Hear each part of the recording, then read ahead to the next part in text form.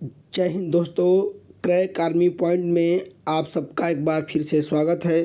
दोस्तों आज की क्लास में हम लोग उस्मा के 65 क्वेश्चन का एमसीक्यू टेस्ट लगाने वाले हैं। तो दोस्तों वीडियो में बिल्कुल अंत तक बने रहिएगा। और यदि आप चैनल पर नए हैं और अभी तक आपने चैनल को सब्सक्राइब नहीं किया है तो चैनल को सब्सक्राइब कर लीजिएगा और बेल आइकन को ऑन कर लीजिएगा, ताकि मैं ऐसा और भी कोई वीडियो डालता हूं तो उसका नोटिफिकेशन आपको मिल जाएगा। चैनल के प्लेलिस्ट में जा कर के आप अलग अलग सब्जेक्ट के एमसीक्यू क्वेश्चन का टेस्ट लगा सकते हैं, जैसे फिजिक्स, केमिस्ट्री, बायोलॉजी और जीके। इन सब का एमसीक्यू क्वेश्चन जब प्लेलिस्ट में पड़ा हुआ है तो वहाँ से आप जाके वीडियो और भी वीडियो देख सकते हैं। दोस्तों आज की क्लास में हम लोग 65 क्वेश्चन को हल करने वाले हैं और ये सभी ऐसे प्रश्न हैं जो किसी न किसी एग्ज़ाम में पूछे गए हैं या आगे आप किसी भी एग्ज़ाम की तैयारी कर रहे हैं उसमें पूछे जाने की संभावना है। तो चलिए आज की क्लास को हम लोग बिना किसी देरी के स्टार्ट करते हैं। आज की क्लास का हमारा पहला प्रश्न है, उष्मा का एसआई मात्रक क्या होता है? इसका सही उत्तर हो जाएगा जूल। अगला प्रश्न आपका है, ताप का एसआई मात्रक है, तो इसका सही उत्तर हो जाएगा केल्विन। ताप का एसआई मात्रक केल्विन होता है, जबकि उष्मा का एसआई मात्रक जूल होता है। अगला प्रश्न आपका है, उष्मा का सीजीएस मात्रक क्या होता है? तो उष्मा का सीजीएस मात्रक जो होता है वो होता है कैलोरी। अभी हम लोग आगे पढ़े हैं, उष्मा का एसआई पूछेगा तो जूल, एसआई मात्रक पूछेगा तो जूल होगा, जबकि उष्मा का सीजीएस मात्रक पूछेगा तो कैलोरी हो जाएगा। अगला प्रश्न आपका है, इनमें से कौन सा उष्मा का मात्रक नहीं है? ध्यान रखिए, उष्मा का मात्रक नहीं है तो इसका सही उत्तर हो जाएगा डिग्री सेल्सियस। डिग्री सेल्सियस जो होता है यह ताप का सीजीएस मात्रक होता है, और कैलोरी, किलो कैलोरी, जूल ये सब उष्मा का मात्रक होता है। अगला प्रश्न आपका है, ताप का सीजीएस मात्रक। अभी हम लोग पढ़े हैं कि ताप का जो सीजीएस मात्रक होता है वो डिग्री सेल्सियस होता है, तो इसका सही उत्तर हो जाएगा डिग्री सेल्सियस।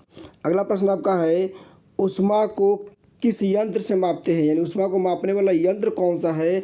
तो इसका सही उत्तर हो जाएगा कैलोरी मीटर। यानी उष्मा का सीजीएस मात्रक कैलोरी होता है और उसी में हम लोग मीटर जोड़ देंगे तो उष्मा को मापने वाला यंत्र बन जाएगा, वो बन जाएगा आपका कैलोरी मीटर। चलिए अगला प्रश्न आपका है, तापमान को किस यंत्र से मापते हैं? तो ताप को मापने वाला जो यंत्र होता है उसे तापमापी या थर्मामीटर कहते हैं, तो इसका सही उत्तर हो जाएगा थर्मामीटर। अगला प्रश्न आपका है, उष्मा और तापमान कैसी राशि है? तो उष्मा और जो तापमान है ये दोनों अदिश राशियाँ होती हैं, यानी कि स्केलर क्वांटिटीज होती हैं, तो इसका सही उत्तर हो जाएगा इसका सही उत्तर हो जाएगा अदिश राशि। क्या हो जाएगा? इसका सही उत्तर हो जाएगा अदिश राशि। इसका सही उत्तर हो जाएगा अदिश राशि। ठीक है, तो उष्मा और तापमान दोनों अदिश राशियाँ होती हैं। ठीक है, यानी इसको बोलते हैं हम लोग स्केलर। क्या बोलते हैं? स्केलर बोला जाता है। तो ये हमारी स्केलर क्वांटिटीज हैं, अदिश राशियाँ। अदिश राशि का मतलब होता है जिनको बताने के लिए हमें केवल परिमाण की आवश्यकता होती है, दिशा की आवश्यकता नहीं होती है।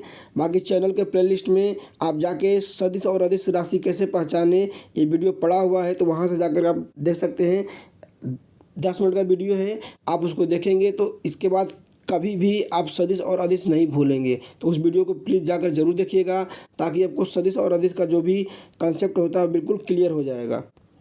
चलिए अगला प्रश्न हमारा है, उष्मा का प्रवाह होता है। उष्मा का जो प्रवाह होता है वो तापांतर के कारण होता है। यानी उष्मा एक वस्तु से दूसरे वस्तु में जब ट्रांसफ़र होती है तो जब दोनों के बीच में ताप में अंतर होगा तो ही जाएगी। जैसे मान लीजिए कोई वस्तु का टेम्परेचर 50 डिग्री सेल्सियस है और किसी वस्तु का टेम्परेचर 40 डिग्री सेल्सियस है, तो 50 वाली में से उष्मा निकल करके 40 वाली में जाएगी। तो क्यों जाएगी? क्योंकि दोनों के ताप में क्या है? अंतर है। इसका ताप 50 है, इसका ताप 40 है, दोनों के ताप में अंतर है, इसलिए 50 वाली से उष्मा निकल करके 40 वाली में जाएगी। यानी उष्मा का प्रवाह उच्च ताप से निम्न ताप की ओर होता है। अगला प्रश्न आपका है, उष्मा संचरण की कितनी विधियाँ हैं? तो उष्मा संचरण की 3 विधियाँ हैं। कितनी विधियाँ हैं? उष्मा संचरण की 3 विधियाँ हैं। यानी उष्मा 3 प्रकार से एक वस्तु से दूसरे वस्तु में जा सकती है, उसी को बोलते हैं उष्मा संचरण की विधियाँ। अगला प्रश्न आपका है, निम्न में कौन सी उष्मा संचरण की विधि नहीं है? यानी 3 विधियाँ होती हैं, तो कौन कौन सी होती हैं और कौन इसमें से विधि नहीं है? तो जो तापीय है ये ऊष्मा संचरण की विधि नहीं है, यानी संवहन, चालन और विकिरण ये ऊष्मा संचरण की विधियाँ हैं, तापीय ऊष्मा संचरण की विधि नहीं है। अगला प्रश्न आपका है, ठोस पदार्थों में ऊष्मा का संचरण किस प्रक्रिया को कहते हैं? यानी जो ठोस पदार्थ होते हैं, जो सॉलिड होते हैं, इनमें ऊष्मा किस प्रकार से जाती है? इसका सही उत्तर हो जाएगा चालन यानी कंडक्शन द्वारा जाती है।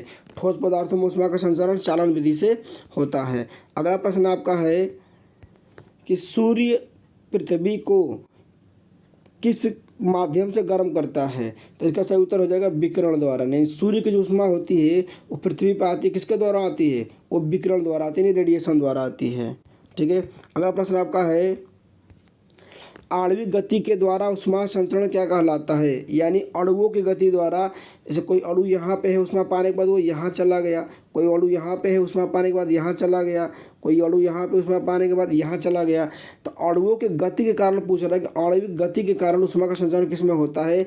ये होता है संवहन में। आप लोग देखे होंगे, इसे बीकर में पानी भरा होता है, तो इसमें पानी को जब हम लोग गर्म करते हैं नीचे से, जब पानी गर्म किया जाता है तो यहाँ का जो अणु होगा उठ करके यहाँ चला जाएगा, जो बुलबुला उठ करके यहाँ चला जाएगा, यहाँ का अणु उठ करके यहाँ चला जाएगा। तो इसको बोलते हैं आणविक गति, इसको बोलते हैं आणविक गति द्वारा, यानी अणुओं के गति के कारण ऊष्मा का संचरण किस में होगा? तो ये होगा संवहन विधि में। यानी कि द्रव और गैस जो गर्म होते हैं वो संवहन विधि से गर्म होते हैं। ऊष्मा का सबसे तेज संचरण किस विधि से होता है? तो ऊष्मा का जो सबसे तेज संचरण होता है वो विकिरण यानी रेडिएशन द्वारा होता है, विकिरण या रेडिएशन द्वारा होता है। अगला प्रश्न आपका है, ऊष्मा का सबसे धीमा संचरण किस विधि से होता है? तो ऊष्मा का जो सबसे धीमा संचरण होगा वो चालन द्वारा होगा, और सबसे तेज जो संचरण होगा वो विकिरण द्वारा होगा। अगला प्रश्न है, ऊष्मा संचरण की किस विधि में माध्यम की आवश्यकता नहीं होती है? यानी ऊष्मा संचरण किस विधि के लिए हमें माध्यम नहीं चाहिए? तो वो आपका होता है विकिरण, क्योंकि जो रेडिएशन यानी जो सूर्य का प्रकाश होता है, ठीक है, सूर्य का जो प्रकाश होता है वो रेडिएशन या विकिरण द्वारा पृथ्वी पर आता है, क्योंकि विकिरण विधि में ऊष्मा को चलने के लिए माध्यम की आवश्यकता नहीं होती है। अगला प्रश्न आपका है, द्रव तथा गैसों में ऊष्मा का स्थानांतरण निम्नलिखित में किस विधि द्वारा होता है? तो जो द्रव होती हैं या जो गैसें होती हैं, इनमें ऊष्मा का संचरण जो होता है वो संवहन यानी कंडक्शन द्वारा होता है, संवहन या कंडक्शन द्वारा होता है। किसके द्वारा होगा? संवहन या कंडक्शन द्वारा होगा। अगला प्रश्न आपका है, पृथ्वी का वायुमंडल के द्वारा गर्म होता है। जो पृथ्वी का वायुमंडल है ये किस विधि से गर्म होता है? तो इसका सही उत्तर हो जाएगा संवहन। किसके द्वारा गर्म हो जाएगा? संवहन द्वारा गर्म होगा। तो पृथ्वी का वायुमंडल संवहन विधि से गर्म होता है, क्योंकि हवा और पानी जो गर्म होता है वो संवहन से गर्म होता है। अगला प्रश्न आपका है कि ऊष्मा व विद्युत का सबसे अच्छा चालक पदार्थ कौन सा है? तो इसका सही उत्तर हो जाएगा चांदी। ऊष्मा और विद्युत दोनों का सबसे अच्छा जो चालक है, यानी गुड कंडक्टर है, वो चांदी है। ठीक है। अगला प्रश्न आपका है, ऊष्मा व विद्युत का कुचालक, ठीक है, ऊष्मा और विद्युत का कुचालक कौन सा है? तो ध्यान रखिएगा, ऊष्मा और विद्युत का जो कुचालक होता है, ठीक है, हीरा भी आपका होगा, कांच भी होगा, अभ्रक। अच्छा, इसमें क्वेश्चन आपसे ये पूछा है कि ऊष्मा का चालक, ठीक है, ऊष्मा का चालक व विद्युत का कुचालक कौन सा है? तो ध्यान रखिएगा, ऊष्मा का चालक होगा लेकिन विद्युत का कुचालक होगा। इसका मतलब है कि ऊष्मा उसके अंदर जाएगी लेकिन विद्युत धारा का प्रवाह नहीं होगा। तो यह एकमात्र हमारा चीज़ कौन सा है? तो ये आपका है अभ्रक। इसको बोलते हैं माइका। क्या बोलते हैं? इसे बोला जाता है माइका। ठीक है। तो माइका जो होता है यह ऊष्मा का चालक होता है और विद्युत का कुचालक होता है। इसका प्रयोग हम लोग इलेक्ट्रिक में किया जाता है। किसमें किया जाता है? तो इलेक्ट्रिसिटी में किया जाता है। जैसे प्रेस के अंदर फिलामेंट जो लगा होता है, फिलामेंट के अंदर जो होता है वो ऊष्मा को बाहर आने देता है लेकिन विद्युत को बाहर नहीं आने देता है। तो ये हमारा होता है अभ्रक, होता है माइका होता है।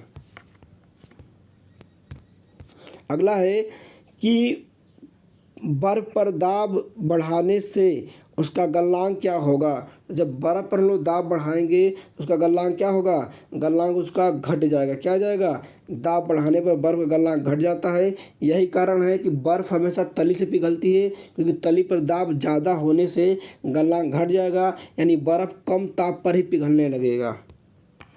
अगला प्रश्न आपका है, फ़ारेनहाइट पैमाने में मनुष्य के शरीर का समान तापमान होता है। जो फ़ारेनहाइट पैमाना होता है इसमें मनुष्य का समान तापमान होता है, वो होता है 98.4 डिग्री फ़ारेनहाइट।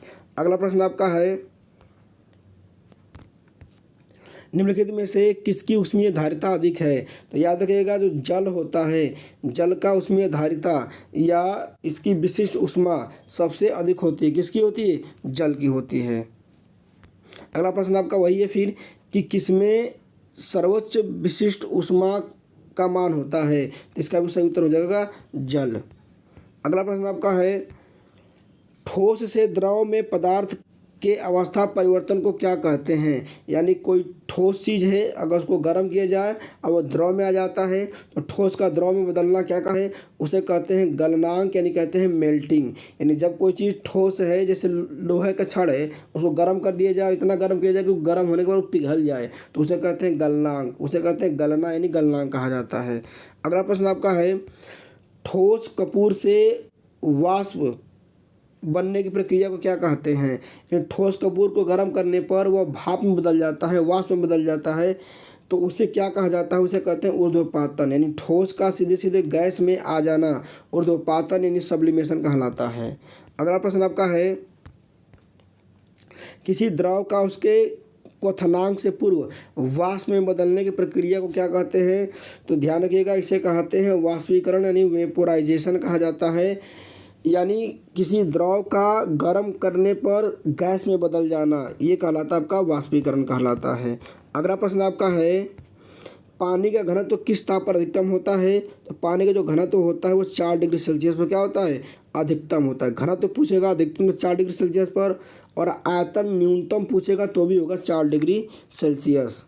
अगला प्रश्न आपका है कि सेल्सियस पैमाने पर परम शून्य ताप होता है। जो सेल्सियस पैमाना होता है, इस पे जो परम शून्य ताप होता है वो आपका होता है -273 डिग्री सेल्सियस। अगर केल्विन में पूछेगा तो 0 केल्विन हो जाएगा। केल्विन में 0 केल्विन होगा परम शून्य ताप का मान, और सेल्सियस में -273 डिग्री सेल्सियस होगा।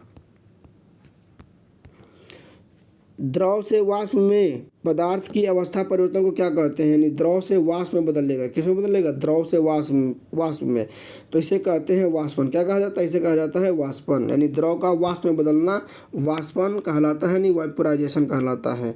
अगला प्रश्न आपका है, वाष्प का द्रव अवस्था में परिवर्तन, यानी वाष्प का या भाप का द्रव में बदलना क्या कहलाता है। तो इसे कहते हैं संघनन, इसे कहते हैं कंडेंसेशन। क्या कहते हैं, संघनन या कंडेंसेशन कहा जाता है।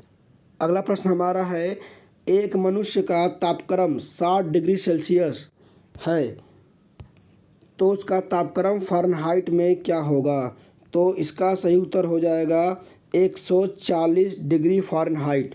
इसको निकालने के लिए सूत्र आता है C/5 बराबर F माइनस 32/9। जब इस पर इसकी वैल्यू रखा जाएगा, इस फार्मूले पर रखा जाएगा, ठीक है, तो यहाँ पे हम देखेंगे C बराबर दिया है 60, तो रखेंगे 60/5 बराबर F माइनस का 32/9। अब यहाँ पे हम 5 से इसमें भाग करेंगे, 60 में एक कट जाएगा और ये कट के आपका आएगा 12। क्या आएगा, 12। और इस 12 का इस 9 में 12 का 9 से गुणा किया जाएगा, तो ये आपका हो जाएगा 12 × 9, 12 × 9, ये बराबर आपका आएगा F माइनस का 32, F माइनस का 32। 12 72 हो जाए, 12 108 हो जाएगा, 108 और 32 इधर आएगा तो प्लस हो जाएगा, 32 हो जाएगा बराबर F हो जाएगा। तो यहाँ से 32 और 108 जोड़ेंगे कितना हो जाएगा, वो हो जाएगा 140 हो जाएगा। तो सही उत्तर हो जाएगा 140। यानी जो तापमान हमारा सेल्सियस में 60 है, वही तापमान फ़ारेनहाइट में हो जाएगा 140। चलिए अगला प्रश्न आपका है कि जब किसी वस्तु को ठंडा किया जाता है तो इसके अणुओं की गति क्या होगी? तो अणुओं की जो गतिज ऊर्जा होगी, ठीक है, अणुओं की चाल और गति ऊर्जा क्या होगी? घट जाएगी, ठीक है। तो अणुओं की जो अगर इसको ठंडा किया जाएगा तो इसके अणुओं की गति और चाल क्या हो जाएगी? घट जाएगी। और यही गर्म किया जाता तो अणुओं की चाल और गति ऊर्जा क्या होती? बढ़ जाती। चलिए अगला प्रश्न आपका है, दूर की वस्तु जैसे सूर्य आदि का ताप किस तापमान द्वारा मापा जाता है? तो दूर की वस्तु या सूर्य का ताप या बहुत ऊंचा ताप किस यंत्र से मापा जाता है? तो वो आपका होता है पूर्ण विकिरण तापमापी, इसे ही कहते हैं पायरोमीटर। इसे ही कहते हैं पायरोमीटर कहा जाता है। और पायरोमीटर से हम सूर्य का ताप मापते हैं या दूर स्थित वस्तु का ताप मापा जाता है, ठीक है। बहुत ऊंचा ताप भी पायरोमीटर से मापा जाता है। चलिए अगला प्रश्न आपका है कि सूर्य विकिरण का कौन सा भाग सोलर कुकर द्वारा गर्म होता है? तो सौर विकिरण का कौन सा भाग सोलर कुकर द्वारा गर्म होता है? तो ये आपका होता है अवरक्त विकिरण। कौन सा होता है? अवरक्त विकिरण होता है। अगला प्रश्न आपका है, बर्फ़ का गलनांक कितना होता है? जो बर्फ़ का गलनांक होता है वह आपका होता है 0 डिग्री सेल्सियस। कितना होता है? 0 डिग्री सेल्सियस होता है। अगला प्रश्न आपका है, पानी का हिमांक कितना होता है? तो पानी का हिमांक मतलब कि पानी कितने पर जमता है? तो पानी 0 डिग्री सेल्सियस पर जमता है और बर्फ़ 0 डिग्री सेल्सियस पर क्या होता है? पिघलता है। अगला प्रश्न आपका है, पारा का हिमांक कितना होता है? जो पारा होता है, पारा का जो हिमांक होता है वो होता है -39। क्या होता है? -39। पारा -39 पर जमता है। अगला प्रश्न आपका है, एल्कोहल का हिमांक कितना होता है? एल्कोहल का हिमांक होता है -115 डिग्री सेल्सियस, ठीक है। अगला प्रश्न आपका है, अच्छा यही ध्यान दीजिएगा, अगर आपसे पूछेगा एल्कोहल का हिमांक तो आप बताओगे एल्कोहल का जो हिमांक होता है ये होता है -115। लेकिन कहेगा कथनांक कितना होता है? एल्कोहल का कथनांक कितना होता है? क्वथनांक कितना होता है, ठीक है। तो कथनांक बताओगे इसका होता है 78 डिग्री सेल्सियस, ठीक है। अगला है कि किसी वस्तु के ताप में वृद्धि का अर्थ क्या होता है? उसकी ऊष्मीय ऊर्जा क्या होना? बढ़ जाना। उसकी ऊष्मीय ऊर्जा क्या हो जाना? बढ़ जाना। ये वस्तु के ताप में वृद्धि का अर्थ होता है। अगला प्रश्न आपका है कि कौन सा ताप सेल्सियस और फ़ारेनहाइट दोनों में समान होता है? सेल्सियस और फ़ारेनहाइट दोनों में समान होता है, ये होता है -40 तापमान। अगला प्रश्न आपका है, सेल्सियस पैमाने में मनुष्य के शरीर का समान तापमान कितना होता है? तो सेल्सियस में बताना है। जो सेल्सियस पैमाना होता है इसमें शरीर का समान तापमान होता है 36.9 डिग्री सेल्सियस या 37 डिग्री सेल्सियस। वहीं फ़ारेनहाइट में पूछेगा तो बताओगे 98.4 डिग्री फ़ारेनहाइट। और केल्विन में पूछेगा बताओगे 310 केल्विन। 310 केल्विन जो होता है वो आपका केल्विन पैमाने में तापमान होता है शरीर का। अगला प्रश्न पूछ भी लिया है केल्विन पैमाने में शरीर का समान तापमान क्या होता है? तो ये आपका होगा 310 केल्विन। अगला प्रश्न आपका है, किसी वस्तु की अवस्था परिवर्तन के लिए दी गई ऊष्मा को क्या कहते हैं? तो किसी वस्तु की अवस्था परिवर्तन के लिए दी गई जो ऊष्मा होती है उसे कहते हैं गुप्त ऊष्मा। इसे कहते हैं लेटेंट हीट कहा जाता है, गुप्त ऊष्मा कहते हैं। अगला प्रश्न आपका है कि किसी वस्तु के 1 ग्राम द्रव्यमान का ताप 1 डिग्री सेल्सियस बढ़ाने के लिए दी गई ऊष्मा की मात्रा क्या कहलाती है? तो 1 ग्राम द्रव्यमान का ताप बढ़ाना है तो उसे हम कहते हैं विशिष्ट ऊष्मा। क्या कहते हैं? विशिष्ट ऊष्मा। और यदि पूरे द्रव्यमान को कहता तो ऊष्माधारिता हो जाती। अगला प्रश्न आपका है, किसी वस्तु के कुल द्रव्यमान का ताप 1 डिग्री सेल्सियस बढ़ाने के लिए दी गई ऊष्मा की मात्रा क्या कहलाती है? उसे कहते हैं ऊष्माधारिता। इसका मतलब ये है कि मान लें कि कोई वस्तु है, इसका द्रव्यमान 100 ग्राम है तो हमें पूरे 100 ग्राम का ताप बढ़ाना है तो ऊष्माधारिता कहेंगे। और इसका केवल 1 ग्राम का ताप बढ़ाना है, 100 ग्राम की है लेकिन हमें 1 ग्राम का ताप बढ़ाना है, उसे कहते हैं विशिष्ट ऊष्मा। और पूरे का ताप बढ़ाना है उसे कहते हैं ऊष्माधारिता। अगला प्रश्न आपका है कि 1 ग्राम जल का ताप 1 डिग्री सेल्सियस बढ़ाने के लिए दी गई ऊष्मा की मात्रा को क्या कहते हैं? देखिए 1 ग्राम जल का ताप यहाँ पूछा है, जल का ताप और 1 डिग्री सेल्सियस बढ़ाना है तो इसे कहते हैं कैलोरी। क्या कहते हैं? इसे कहते हैं कैलोरी। अगला प्रश्न आपका है, 1 कैलोरी में कितना जूल होता है? जो 1 कैलोरी होता है इसमें 4.2 जूल होता है। कितना जूल होता है? 4.2 जूल होता है। अगला प्रश्न है, एक जूल में कितना कैलोरी होगा। एक जूल में कैलोरी बताना है। तो एक जूल में जो कैलोरी होता है वो हमारा 0.24 कैलोरी होता है। एक जूल में 0.24 कैलोरी होगा और एक कैलोरी में 4.2 जूल होगा। अगला प्रश्न आपका है, एक किलो कैलोरी में कितना कैलोरी होता है। तो जो एक किलो कैलोरी होता है उसमें 1000 कैलोरी होता है। कितना होगा, एक किलो कैलोरी में 1000 कैलोरी। अगला प्रश्न आपका है, एक किलो कैलोरी में कितना जूल होता है। तो एक किलो जो कैलोरी होता है इसमें 4.2 गुणे 10 के पावर 3 जूल होता है। 10 के पावर 3 जूल, ठीक है, यानी 4.2 गुणे 10 के पावर 3 जूल होगा। ठीक है। अगला प्रश्न आपका है, पानी का क्वथनांक कितना होता है, यानी पानी कितने पर उबलता है, ये पूछा गया है। तो पानी का क्वथनांक होता है वो 100 डिग्री सेल्सियस होता है। हिमांक पूछेगा तो 0 डिग्री सेल्सियस। अधिकतम घनत्व पूछेगा तो 4 डिग्री सेल्सियस। अगला है, दाब बढ़ाने पर क्वथनांक क्या होगा। तो दाब बढ़ाया जाता है तो क्वथनांक क्या होता है, बढ़ जाता है। यानी किसी भी द्रव का दाब बढ़ाया जाए तो उसका क्वथनांक बढ़ जाता है। यही कारण होता है कि प्रेशर कुकर में जल का क्वथनांक बढ़ करके 100 से 120 डिग्री सेल्सियस हो जाता है। प्रेशर कुकर में क्वथनांक कितना बढ़ जाता है, 120 हो जाता है। ऐसे पानी का क्वथनांक कितना होता है, 100 डिग्री सेल्सियस होता है। और जब दाब घटेगा तो क्वथनांक घटता है। तो यही कारण होता है कि जब हम ऊंचाई पर जाते हैं तो वायुमंडलीय दाब घटता है, और वायुमंडलीय दाब घटता है तो क्वथनांक क्या होता है, घट जाता है। इसलिए पहाड़ों पर पानी कम तापमान पर ही उबलने लगता है। अगला है कि पानी में नमक मिलाने पर क्वथनांक क्या होगा। तो पानी में नमक मिलाने का क्वथनांक क्या होगा, बढ़ जाएगा। क्वथनांक क्या होगा, बढ़ जाएगा। अगला प्रश्न आपका है, ऊंचाई पर जाने पर क्वथनांक क्या होगा। तो ऊंचाई पर जाने पर क्वथनांक घटेगा। क्यों, क्योंकि ऊंचाई पर जाएंगे तो वायुमंडलीय दाब घटेगा, और दाब बढ़ाने पर क्वथनांक बढ़ता है, और दाब घटाने पर क्वथनांक क्या होता है, घटता है। अगला प्रश्न आपका है, प्रेशर कुकर में खाना जल्दी क्यों पक जाता है। तो यही कारण होता है कि प्रेशर कुकर में क्या होता है, दाब बढ़ने से क्वथनांक बढ़ जाता है, जिससे खाना क्या होता है, जल्दी पक जाता है। तो दाब बढ़ेगा, क्वथनांक बढ़ेगा, क्वथनांक बढ़ेगा तो खाना जल्दी पकेगा। अगला प्रश्न आपका है, ऊंचाई पर खाना देर से क्यों पकता है। इसका कारण यह है कि दाब घटने से क्वथनांक क्या होता है, घट जाता है। यानी आप ऊंचाई पर जाओगे तो द्रव का क्वथनांक घटेगा। जब क्वथनांक घटेगा तो क्या होगा, दाब घटेगा। दाब घटेगा तो क्वथनांक घट जाएगा, जिससे खाना क्या होगा, देर से पकेगा। अगला प्रश्न आपका है कि परम शून्य ताप पर गैस के अणुओं की गति ऊर्जा क्या होती है। तो परम शून्य ताप पर गैस के अणुओं की गति ऊर्जा भी क्या होती है, शून्य हो जाती है। यानी परम शून्य ताप जो होता है यह -273 डिग्री सेल्सियस होता है या 0 केल्विन होता है। तो इस तापमान पर किसी भी पदार्थ के अणु क्या होते हैं, जम जाते हैं। यानी हर एक पदार्थ क्या होगा, ठोस में बदल जाएगा। गैस भी जम जाएगा, पानी जम जाएगा, और ठोस तो ठोस में रहेगा। उनके अणु गति करना बंद कर देंगे।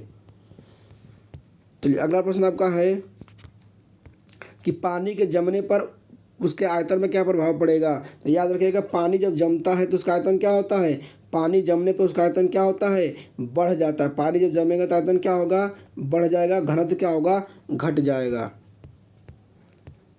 बर्फ जमने पर घनत्व क्या होगा, याद रखिएगा, जब बर्फ जमेगा तो आयतन क्या होगा, बढ़ेगा, और घनत्व क्या होगा, घट जाएगा। तो जब पानी जमेगा तो उसका आयतन बढ़ता है, आयतन क्या होगा, आयतन बढ़ेगा, जबकि घनत्व क्या होगा, घनत्व घटेगा। घनत्व क्या होगा, घनत्व घट जाएगा, जबकि आयतन क्या होगा, आयतन बढ़ जाएगा। अगला प्रश्न आपका है कि जब पानी को 0 डिग्री सेल्सियस से 10 डिग्री सेल्सियस तक गर्म किया जाता है तो उसका आयतन क्या होगा। तो जब 0 से हम लोग 10 डिग्री सेल्सियस तक गर्म करेंगे तो पहले पानी का आयतन क्या होगा, पहले पानी का आयतन क्या होगा, घटेगा, फिर क्या होगा, बढ़ेगा। यानी इसका जो ग्राफ बनता है, इसे इधर आपका होता है आयतन और इधर आपका होता है ताप। क्या होता है, ताप। तो जब पानी को हम 0 से गर्म करेंगे, मान लीजिए यहाँ 0 हो गया, यहाँ 1 2 3 4 ऐसे करके ये 10 तक चला गया। ठीक है। जब पानी को हम लोग 0 से गर्म करेंगे तो इसका आयतन पानी पर 0 पर पानी पर आयतन कुछ बढ़ा रहेगा, क्योंकि ये जमने पर आयतन इसका बढ़ जाता है। तो मान लीजिए आयतन इतना है, अब जैसे जैसे गर्म करेंगे इसका आयतन क्या होगा, घटेगा घटेगा घटेगा। कहाँ तक घटेगा, 4 डिग्री सेल्सियस तक। फिर 4 के बाद क्या होगा, फिर बढ़ना स्टार्ट हो जाएगा। तो 0 से 4 तक घटेगा, उसके बाद फिर आयतन क्या होगा, उसका बढ़ेगा। जब बर्फ़ पिघलती है तो आयतन क्या होगा, तो अभी हम लोग पता है कि जब बर्फ़ जमती है तो आयतन बढ़ जाता है, जब बर्फ़ पिघलेगी तो आयतन क्या होगा, घट जाएगा। तो आयतन क्या होगा, घटता है। अगला प्रश्न आपका है कि जब बर्फ़ पिघलती है तो उसका घनत्व क्या होगा। तो याद रखिएगा, आयतन जब घटेगा तो घनत्व क्या होगा, बढ़ जाएगा। तो आयतन घटेगा तो घनत्व क्या होगा, बढ़ जाएगा। और आज का लास्ट प्रश्न आपका है कि एक बर्फ़ का टुकड़ा है, बार नहीं होगा यहाँ पे, होगा बर्फ़। क्या होगा, एक बर्फ़ का टुकड़ा पानी में तैर रहा है, जब बर्फ़ पिघल जाएगा तो पानी का स्तर क्या होगा, पानी का स्तर क्या होगा, लेवल क्या होगा। तो इसका स्तर क्या होगा, अपरिवर्तित रहेगा, उतना ही रहेगा। जैसे मान के चले कि कोई बीकर है, इसमें पानी बर्फ़ का टुकड़ा, इतना बड़ा टुकड़ा है, इसमें वो तैर रहा है। तो अगर ये टुकड़ा पूरा पिघल जाएगा तो बर्फ़ का स्तर क्या होगा, तो बर्फ़ का पानी का स्तर क्या होगा, पानी का स्तर वही रहेगा, पानी बढ़ेगा नहीं, उतना ही रहेगा। क्योंकि जब बर्फ़ को पानी में डाला जाता है तो बर्फ़ हमेशा अपने आयतन के बराबर पानी ग्रहण कर लेता है, ठीक है। इसलिए बर्फ़ पिघलने के बाद भी पानी का स्तर में कोई बदलाव नहीं आता है, पानी का स्तर वही रहेगा। तो दोस्तों, यहाँ तक वीडियो को देखने के लिए आपको बहुत बहुत धन्यवाद। और यदि आपने अब तक चैनल को सब्सक्राइब नहीं किया है तो प्लीज़ चैनल को सब्सक्राइब कर लीजिएगा, बेल आइकन को दबा दीजिएगा, ताकि मैं कोई वीडियो डालूंगा तो उसका नोटिफिकेशन आपको मिल जाएगा। दोस्तों, मिलते हैं अगले वीडियो में, तब तक के लिए जय हिंद।